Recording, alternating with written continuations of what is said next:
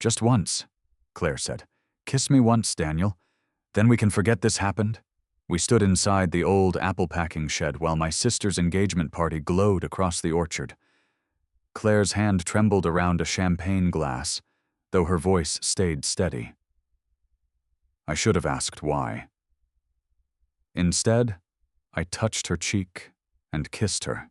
For 3 seconds, she kissed me back like she had waited years. Then she pulled away, covered her mouth, and stared at me with tears gathering in her green eyes. "Oh no," she whispered. My heart dropped. "What?" A broken laugh escaped her. It wasn't supposed to feel like coming home. Then she ran, leaving me speechless among the old crates and crooked lights. Before I tell you what happened after that kiss, subscribe if you enjoy stories about love arriving at the worst possible time, and tell me in the comments whether one honest moment can change a friendship forever. My name is Daniel Brooks. I was 30 years old, and I owned an architectural restoration shop outside Asheville, North Carolina. I repaired old porches, church doors, farmhouse staircases, and anything else people had nearly given up on. I was good at seeing what damaged wood could become. With people, I usually noticed the damage and kept my distance. My engagement had ended 18 months earlier. Megan said I cared more about fixing broken houses than building a life with her. That wasn't the whole truth, but it was close enough to leave a mark. Since then, I had dated no one seriously. Claire Monroe was 26, exactly 4 years younger than me, and had been my sister Lila's best friend since middle school. She ran an event design company and could make a church basement look elegant with linen, candles, and stubbornness. She was gorgeous in a way people noticed, but beauty was the least interesting thing about her.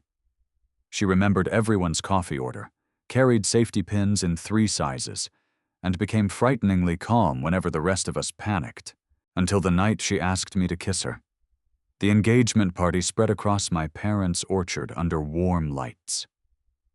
Lila stood near the bonfire with her fiancé, Marcus, showing his aunt the ring for what was probably the 7th time. My father had cornered 2 guests beside the cider table and was explaining irrigation, as if national security depended on it. Claire was nowhere in sight. Lila spotted me and frowned. "Why do you look like somebody hit you with a shovel?" "I'm fine." She looked at the extra glass in my hand. "Where's Claire? I thought she came back out here." The smile disappeared from my sister's face. "What happened?" "Nothing." "Daniel." There are 3 ways Lila says my name. One means she loves me. One means I have disappointed her. The third means she will keep asking questions until I surrender. This was the third. I lowered my voice. She asked me to kiss her. Lila went completely still. That reaction told me more than any answer could have. "You knew," I said. "I knew she had feelings. I didn't know she planned to turn the packing shed into a romance novel." "Feelings since when?" Lila glanced toward the guests, then took my arm and pulled me behind the cider table. "This is not the place. It became the place when your best friend kissed me and ran away crying." "You kissed her?" she asked. "That is the weakest defense I have ever heard from a grown man." "I didn't say it was a defense." Lila searched my face. "How did you feel?" I looked toward the dark edge of the orchard. "Like I missed something important." Her expression softened, but only for a second. Claire was supposed to tell me before she did anything reckless. So this was planned? Not exactly. She got an offer this morning from a company in Atlanta. They want her to lead their regional events team. She has until Monday to decide. The kiss still burned against my mouth. What does that have to do with me? Lila gave me a look that suggested the answer was painfully obvious. She has spent years wondering whether what she felt for you was real or just a bad habit. She told me she couldn't leave Asheville without knowing. And now she knows? I think you should ask her. I tried. She ran. Then give her 10 minutes and try again. I found Claire's car near the far fence, but it was already gone. I called once. She didn't answer. I typed 3 different messages, deleted all of them, and finally sent the least intelligent sentence available to me. Are you okay? The message showed as read. No reply came. Lila appeared beside me carrying her heels in one hand. She left? Yes. She'll call me. Ask her why she said it felt like coming home. My sister's face changed again, this time with something like sadness. She said that? I nodded. Lila sat on the hood of my truck. When Mom was sick, you were in Charlotte trying to save your engagement. Claire was here almost every day. She handled orchard invoices when Dad could not focus, drove Mom to appointments, and slept on our couch during radiation week. Guilt moved through me. I had known Claire brought soup and helped with rides. I had not known how much of our family she quietly carried. Why didn't anyone tell me? Because she asked us not to? She said you were already carrying enough. I remembered groceries appearing in the kitchen, clean towels on the dryer, and my mother sleeping peacefully after a terrible week. I had credited Lila for all of it. Was she in love with me then? I'm not answering for her, Lila said, but Claire never treated our family like an obligation. She treated us like hers. That night, memories rearranged themselves. Claire painting my shop office, finding an antique carpenter's pencil case for Christmas, and sitting beside me in silence after my engagement ended. I had called it kindness, because admitting it might be more felt dangerous. At 8 the next morning, I drove to her studio downtown. Monroe and Pine occupied the ground floor of an old brick building between a bakery and a used bookstore. The front window displayed dried flowers, brass candlesticks, and a handwritten sign promising beautiful events without unnecessary drama. The irony was not subtle. The door was locked, but I saw movement inside. I knocked. Claire looked up from a work table covered with pale blue ribbon. Her hair was twisted into a loose knot, and she wore jeans, a white t-shirt, and no makeup. For a moment, neither of us moved. Then she crossed the room and opened the door 3 inches. We're closed on Sundays. I'm not here for centerpieces. That's unfortunate. Centerpieces are much simpler. Can we talk? Her gaze dropped to my mouth before snapping back to my eyes. I have the client meeting in 20 minutes. I'll take 10. She hesitated, then opened the door. I followed her past shelves filled with glassware and fabric samples. She returned to the ribbon, as if I were a delivery driver she had not ordered. I set her abandoned champagne glass on the table. Her hands stopped. You left this, I said. I was distracted. I noticed. She pulled another length of ribbon from the spool. I'm sorry? For asking me to kiss you? For asking without explaining? And for running away afterward? Not for the kiss? The ribbon slipped from her fingers. Daniel, please don't make this harder. I don't know what this is yet. It was a goodbye that went badly. Goodbye? She looked toward the front windows. I'm probably taking the Atlanta job. Probably? 90%. And you wanted to kiss me before you left? I wanted to prove something to myself. That you could. That I could stop wondering. The answer landed harder than I expected. Did it work? Her laugh contained no humor. You were there. I stepped closer to the table. You said it felt like coming home. Color rose in her cheeks. People say embarrassing things when they panic. Was it true? She finally looked at me. It felt familiar in a way it had no right to feel. It felt safe. It felt like something I had already lost, even though I never had it. Is that enough honesty for one morning? I had repaired buildings with less tension in them than the space between us. How long? I asked. She shook her head. That question will not help either of us. It might help me understand. You want a date? She said. Fine. The first time I realized it wasn't a harmless crush, I was 21. You came home from Charlotte for Lila's birthday. You spent half the night repairing a broken porch rail because your father nearly fell through it. Megan kept calling, and you kept silencing the phone because your family needed you. I watched you choose people you loved without making a performance of it. I remembered that night. I did not remember Claire watching me, she continued. Quieter now. I also watched what that choice cost you. I knew you loved Megan. I never wanted to be the woman waiting for somebody else's relationship to fail. So I built a life. I dated, I worked. I told myself it would pass. Did it? No. The single word left no place to hide. I leaned against the table because standing suddenly required effort. Why didn't you tell me after Megan and I ended? Because you looked like a man who had survived a house fire. I wasn't going to stand in the ashes and ask whether you wanted to start another one. Despite everything, I almost smiled. That sounds like something an event planner would say. It sounded better in my head. Most things do. For the first time that morning, her mouth softened. Then a knock sounded at the front door.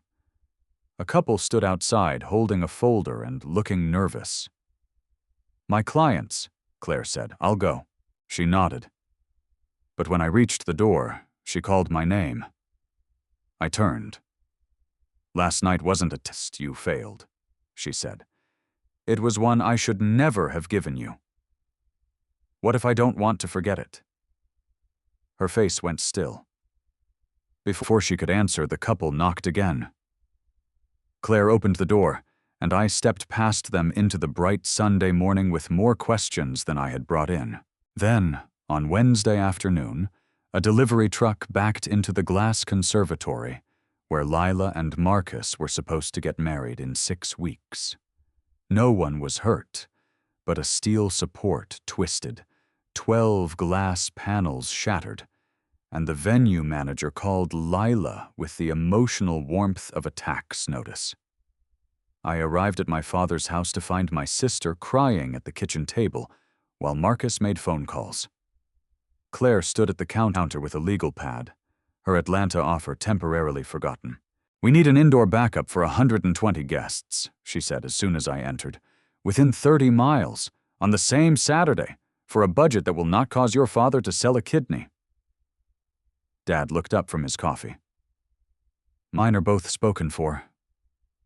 Lila laughed through her tears. Claire pointed her pen at me. The old orchard barn. I stared at her. No, it has good bones. It has raccoons. Then we invite fewer of their relatives. The roof leaks. The west wall is bowed. The electrical system was installed when radios were a luxury. You restore buildings for a living. In 6 weeks, not 6 miracles. She walked to the window and looked toward the barn across the orchard. You told your father last year that you could stabilize it in a month if you had a full crew.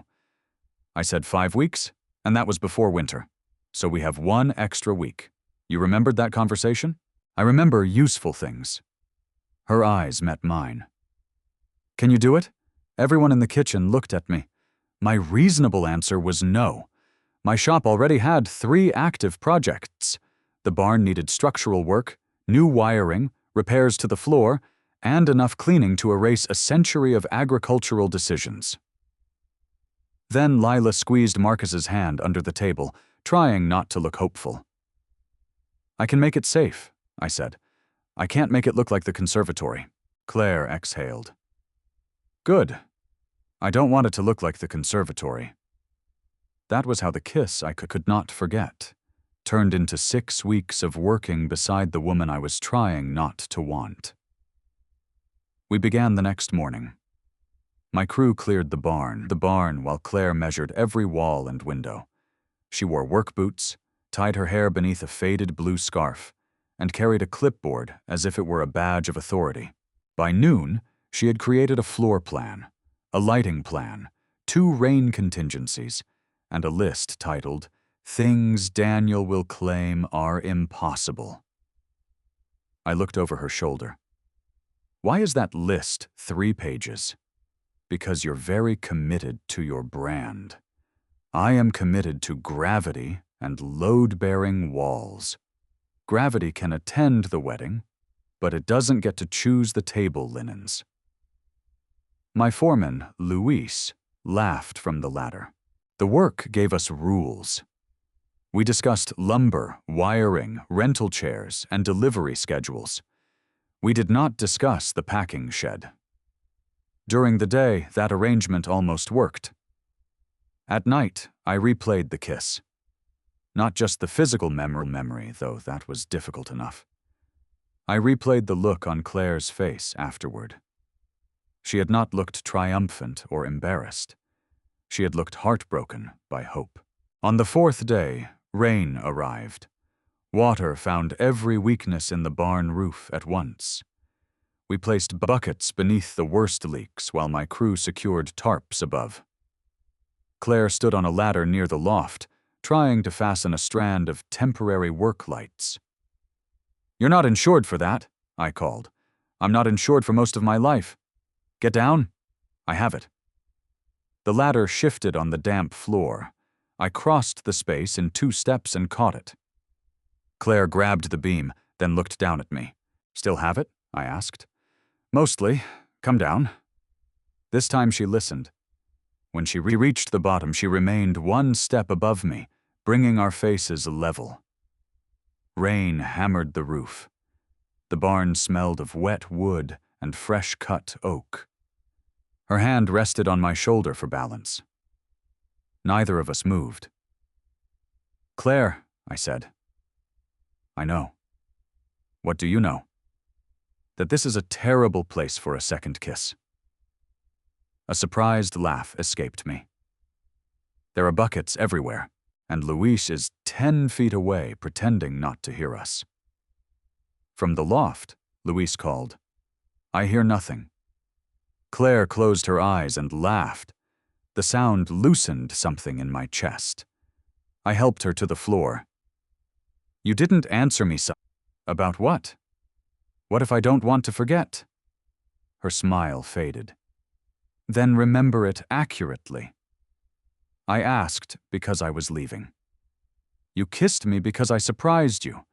We both felt more than we expected. None of that tells us what happens next. What do you want to happen?" She looked around the damaged barn. "Right now, I want the roof to stop leaking." It was an evasion, but not a dishonest one. Over the next 2 weeks, the barn changed. We strengthened the west wall, opened 2 sealed windows towards the mountains, and turned old orchard ladders into flower displays. Claire made the place beautiful without disguising its age. I began noticing details about her, too. The way she rubbed her wrist when anxious, hated raisins but loved raisin bread, and became calmest when everyone else panicked.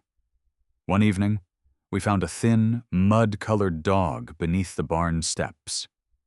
Claire sat on the ground with a piece of turkey and waited until he crept close enough to eat from her hand. "You always wait longer than everyone else," I said. She kept her eyes on the dog.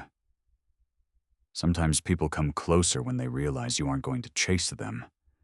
The words were not about the dog. "Did you wait for me?" "For a while. Then I got tired of building my life around a door that might never open." The dog's owner arrived 20 minutes later, crying with relief. After he left, Claire and I stood alone beside the barn. "Do you want Atlanta?" I asked. "I want the bigger work and the bigger team. I don't want 70-hour weeks or a boss who talks about emotional availability to the brand. You would be good there." Her expression closed. "That sounds like permission. You don't need mine." "I know, that's the problem. I keep wanting things from you I have no right to ask for." I stepped closer. Ask for the truth. She lifted her chin. I think about kissing you every time you come near me, I said. I'm trying to know whether I'm finally seeing you clearly or panicking because you might leave. Her eyes glistened. If you kissed me tonight, I would let you. Tomorrow I would still wonder whether you chose me or just feared losing me. She stepped back. So we wait until you know the difference. A week later, Megan called. I had not spoken to my former fiancée in 5 months. Her name on my phone pulled me backward before I even answered. She was now a project manager for a development company in Raleigh. They had purchased a historic hotel and needed a restoration contractor to oversee woodwork, windows, and exterior details. The contract would last 6 months and pay enough to clear my shop's remaining debt. I recommended you, she said. Professionally, Daniel. I don't want you reading anything else into it. I wasn't. That pause suggests otherwise. The pause suggests history. She sighed. Fair. Will you at least look at the proposal? I agreed. The offer arrived that afternoon. It was the kind of contract small shops wait years to receive. My crew would have steady work through winter. I would need to spend 4 days a week in Raleigh, but the money could fund the expansion I had postponed since my mother died. I printed the proposal and took it to the orchard barn, intending to review it after work. Claire found it first. She stood at the makeshift planning table with the first page in her hand. Raleigh? It's an offer. From Megan? From her company. Claire set the page down carefully. That is an important distinction. It is. Are you taking it? I don't know. When do you decide? Friday. Her Atlanta deadline was also Friday. The coincidence felt almost insulting. She folded her arms. It looks good. You read 1 page. I read numbers quickly when they have commas. It would put me in Raleigh most of the week. For 6 months, yes. And after 6 months, you would come back with a stronger business. That's the idea. She nodded as if we were discussing someone else's future. You should take it. I felt an unreasonable flash of anger. You decided that fast?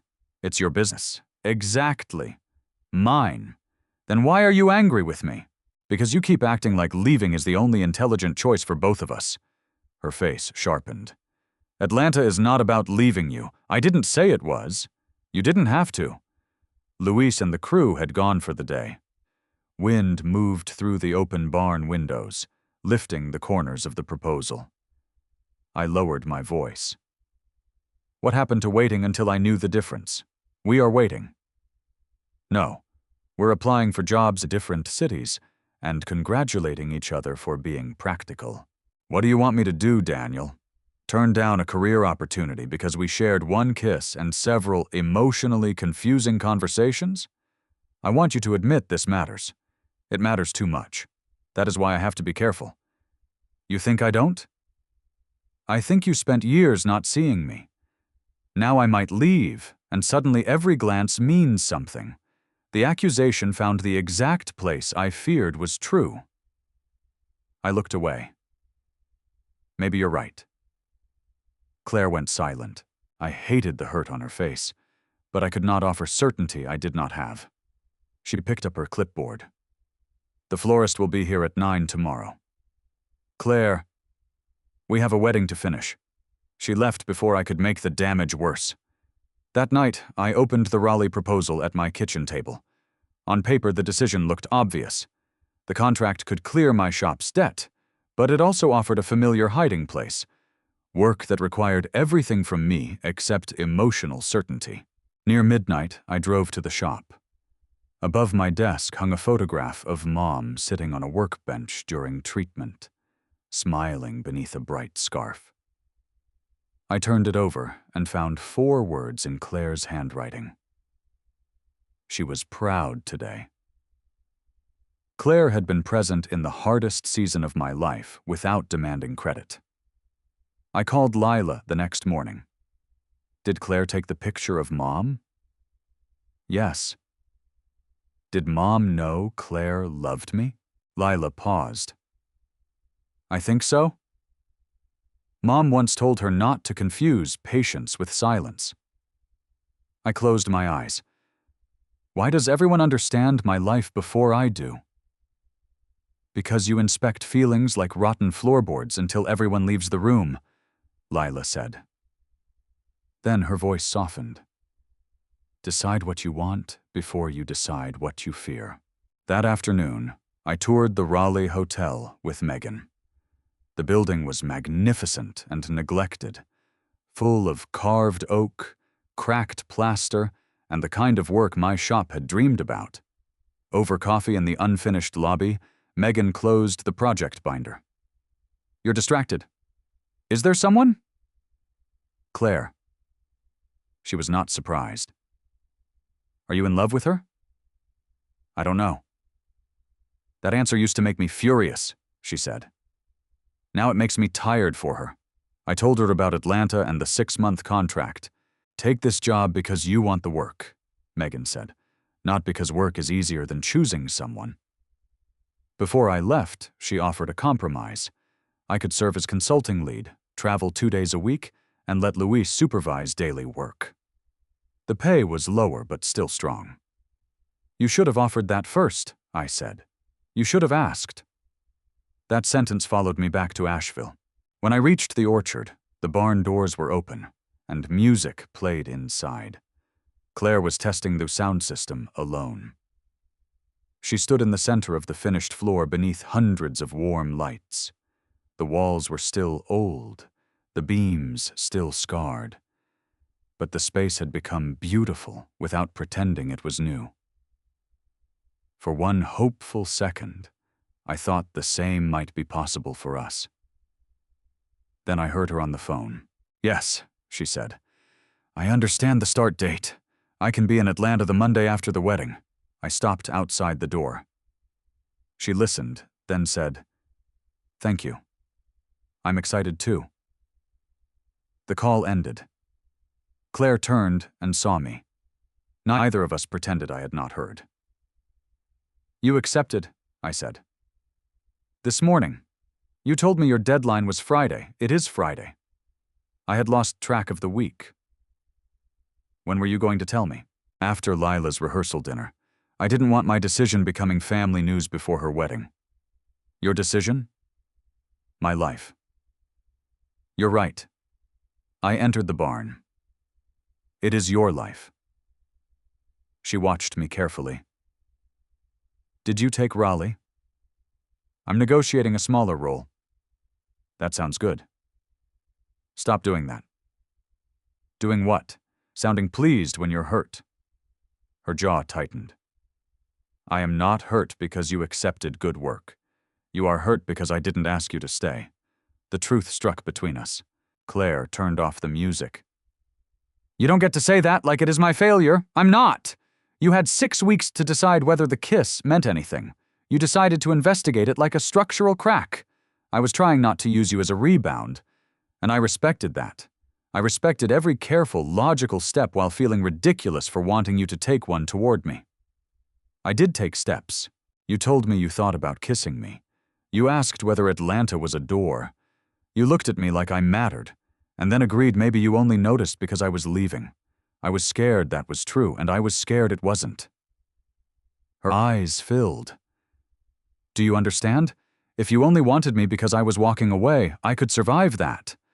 But if you wanted me because some part of you had always known, then I had wasted years protecting both of us from something real. I moved closer.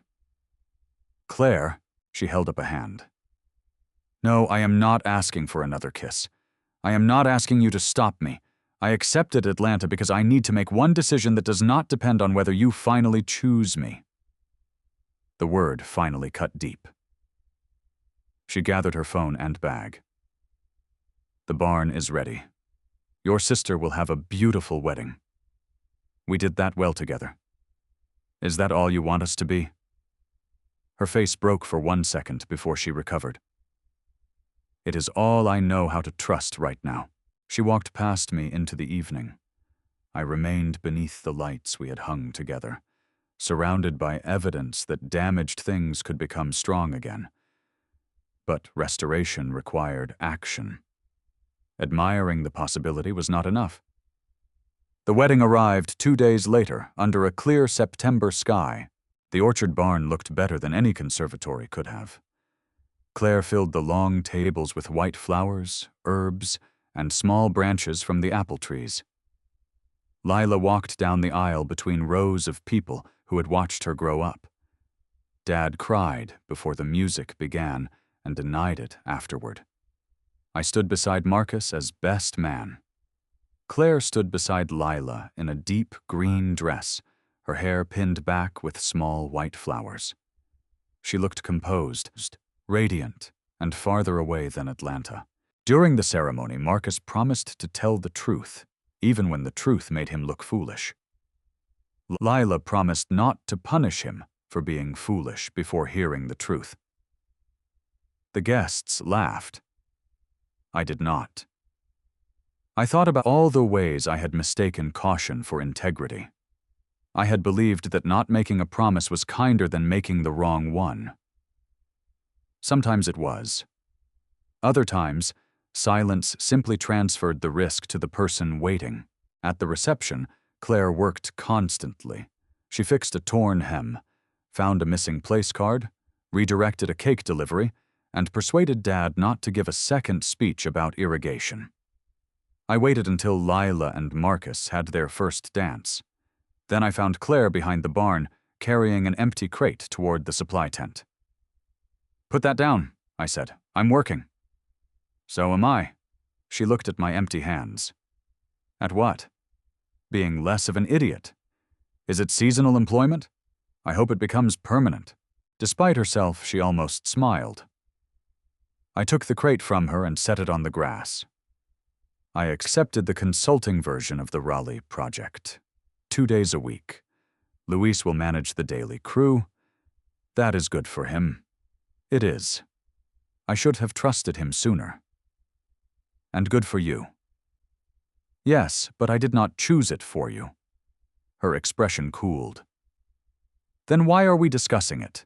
Because I need you to know I'm not about to ask you to sacrifice Atlanta while pretending my career is untouchable. She folded her arms. I continued. I don't want you to reject the job because of me. I don't want you to stay because I finally found the courage to speak. I want you to take whatever part of that opportunity is truly yours. Daniel. But I also need to tell you what is mine. The reception music drifted through the open barn doors. Somewhere inside, Lila laughed. I stepped closer to Claire. I love the way you make frightened people feel capable. I love that you can see beauty without erasing damage. I love that you stayed with my family when staying was hard and never used it to make me owe you anything. I love that you challenge me, irritate me, and remember conversations I have forgotten. And I hate that it took the possibility of losing you to make me stop pretending those things were ordinary. Claire's eyes filled, but she remained silent. I cannot prove when love began, I said. Maybe it started years ago while I was looking somewhere else. Maybe it started in the packing shed. Maybe it grew in the barn while you argued with gravity. But I know what it is now. A tear slipped down her cheek. I am not asking you to stay, I said. I am asking you to let me choose you wherever you go. For several seconds, she did nothing. Then she laughed once, the same broken little laugh she had made after our first kiss. My courage nearly failed. That reaction is becoming difficult to interpret. She wiped her cheek. You always make the important speech after I have accepted a job in another state. I have poor timing. You have catastrophic timing. Is that a no? She studied me with an expression I could not read. Do you remember what I said after I kissed you? That it felt like coming home. I spent years thinking home was a place where I was useful. Your family needed help, so I helped. Lila needed a friend, so I stayed. Clients needed everything perfect, so I made it perfect. With you, I wanted to be wanted when I wasn't fixing anything. You are. Then why did you wait? Because wanting you felt selfish when I wasn't certain I could be good for you. Claire stepped closer. And now? Now I understand that deciding for you is not the same as protecting you. The distance between us disappeared. One kiss, she said softly, echoing the packing shed. That was the original agreement. I would like to renegotiate. What terms are you offering? Honesty. Effort. 2 days a week in Raleigh for 6 months. As many weekends in Atlanta as your schedule allows. No pretending distance is easy. No asking you to shrink your life so I can feel secure. And what do you want in return?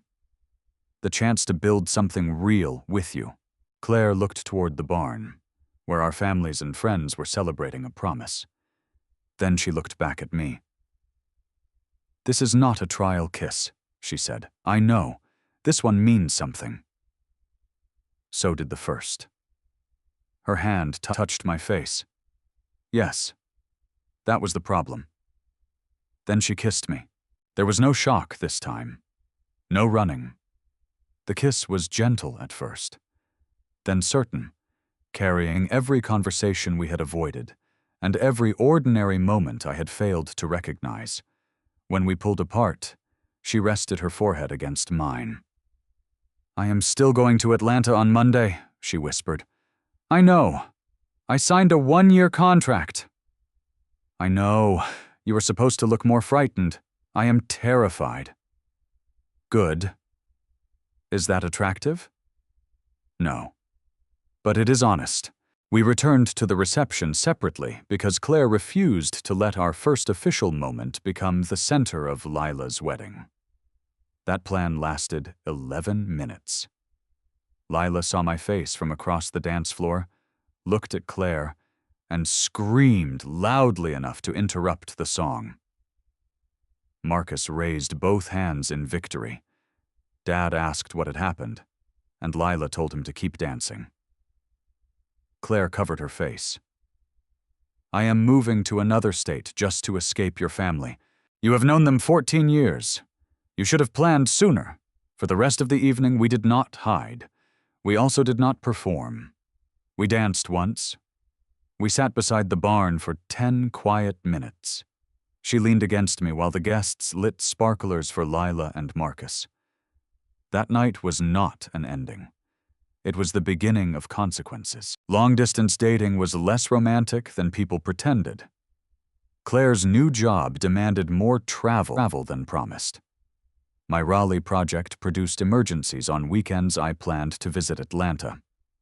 We argued about missed calls, delayed trains, and whether I'm fine was ever useful. Claire created a shared calendar titled Evidence That We Are Trying. We learned each other beyond longing. Claire needed quiet after large events. I needed direct words when something was wrong. She hated when I tried to repair every emotion. I hated when she made decisions alone and presented them as completed facts. 3 months in, I canceled an Atlanta weekend because a hotel staircase failed inspection. Claire said she understood, then barely spoke for 2 days. I drove down Sunday night and found her packing sample boxes. You said you understood, I told her. I understood the reason. I still hated the result. Those can exist together? Most adult feelings arrive in groups. I sat beside her. What do you need? Let me be disappointed without turning it into a verdict on you. So I did. We packed boxes until she leaned against my shoulder. It was not dramatic, but it taught me more about love than the first kiss had. 6 months after the wedding, the Raleigh Hotel reopened, and Luis became my partner. Claire's company offered her a promotion.